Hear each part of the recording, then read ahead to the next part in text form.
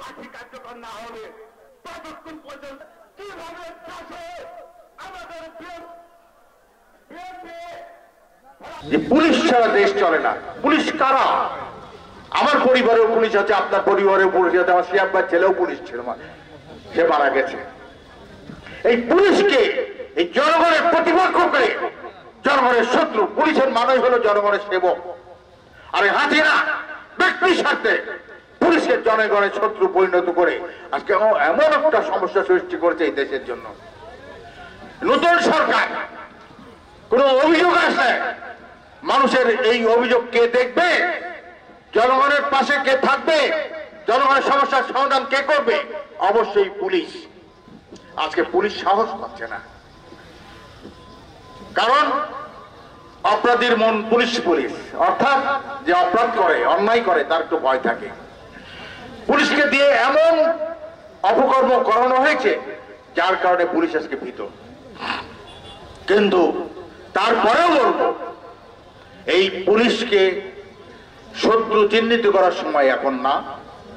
এই পুলিশকে সহযোগিতা করতে হবে, তাদেরকে সাহস দিতে হবে, থানা যাতে সক্রিয় হয় এবং মানুষ অভিযোগ নিয়ে আসে সেটা যেন সুষ্ঠুভাবে তদন্ত করে তার ন্যায় বিচারের একটা পথটা বের করে দিতে পারে। এই জন্য আমাদেরকে থানাকে যথাযথ সহযোগিতা দিতে হবে, পুলিশদের সাহস দিতে হবে, ভাই তোমরা যা করো ভুলে যাও। কিন্তু সেই পাশাপাশি থানার ওসি সাহেবকে বলবো, পুলিশের কর্তৃপক্ষকে বলবো, যে সমস্ত আমাদের ভাইদের বিরুদ্ধে গায়েবী মামলা করা হয়েছে, আমরা কেউ জানি না। আপনারা স্বপ্নে দেখেছিলেন ইনু সাহেবের ইলেকশনের সময় ইনু সাহেবের নির্দেশ অথবা শেখ হাসিনার সেন্ট্রাল কমান্ডের নির্দেশ থেকে আপনারা সেই গায়েবী মামলাগুলো করেছেন, মিথ্যা মামলা করেছেন।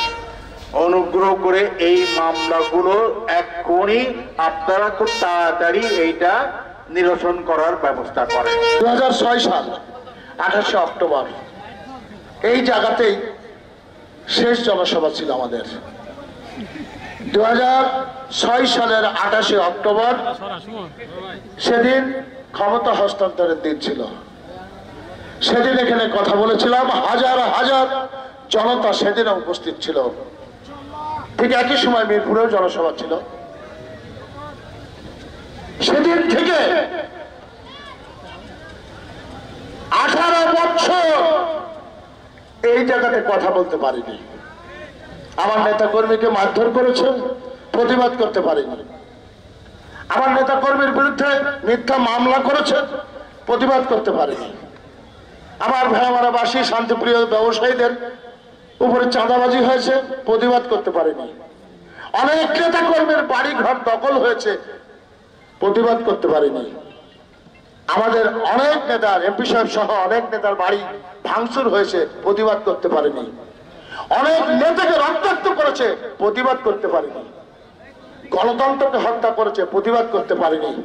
বেগম খালেদা জিয়াকে বাড়ি থেকে বের করে দিয়েছে, মিথ্যা মামলায় কারাগারে দিয়েছে, এখানে দাঁড়িয়ে জনসভা করে প্রতিবাদ করতে পারিনি। তারেক রহমানকে 6000 মাইল দূরে নির্যাতন করে নির্বাসনে রেখেছে, প্রতিবাদ করতে পারিনি। শহীদ জিয়ার মূল রাজনীতি সেই গণতন্ত্র, বহুদলীয় গণতন্ত্র হরণ করেছে এই সরকার বাকশাল, নব্য বাকশাল কায়েমের মাধ্যমে, প্রতিবাদ করতে পারিনি।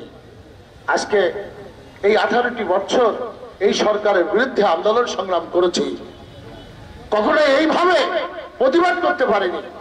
আজকে সেই সুযোগটুকু আসছে। আমরা এর জন্য মহান আল্লাহর কাছে শুকরিয়া আদায় করি। আমরা শুকরিয়া আদায় করি এদেশের ছাত্র জনতা, জাতীয়তাবাদী আদর্শের নেতা কর্মীদের উপর, যাদের কারণে এই 5ই আগস্টের সৃষ্টি হয়েছে, 5ই আগস্টের বিপ্লবের শুরু হয়েছে।